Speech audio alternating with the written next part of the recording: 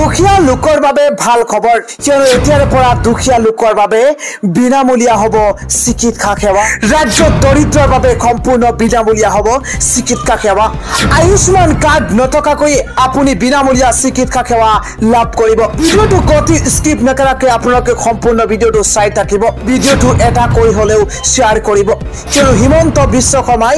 দৰিদ্ৰ লোকৰ বাবে ভাল খবৰটো আগবঢ়াইছে এটকাও নিদিয়াকৈ এতিয়া আপুনি বিনামূলীয়া চিকিৎসা সেৱা লাভ কৰিব প্ৰতিখন চিকিৎসা মহাবিদ্যালয়ৰ অধ্যক্ষলৈ ইতিমধ্যে নিৰ্দেশ দিছে হিমন্ত বিশ্ব শৰ্মাই আপোনাৰ যদি আয়ুষ্মান কাৰ্ড নাই তেন্তে আপুনি লাভ কৰিব বিনামূলীয়া চিকিৎসা সেৱা ইতিমধ্যে ডক্টৰ শৰ্মাই এই ঘোষণা কৰিছে দৰিদ্ৰ সীমাৰেখাৰ তলৰ লোকেও এটকাও খৰচ কৰিব নালাগে চিকিৎসাৰ বাবে আপুনি যদি ৰোগত আক্ৰান্ত হৈ আছে তেন্তে আপোনাৰ বাবে এয়া ভাল খবৰ কিয়নো আপুনি এটকাও নিদিয়াকৈ আপুনি চিকিৎসা সেৱা লাভ কৰিব চিকিৎসা সেৱাৰ মাচুল বিতৰ্কৰ মাজতেই মুখ্যমন্ত্ৰী হিমন্ত বিশ্ব শৰ্মাই আজি আনুষ্ঠানিকভাৱে এই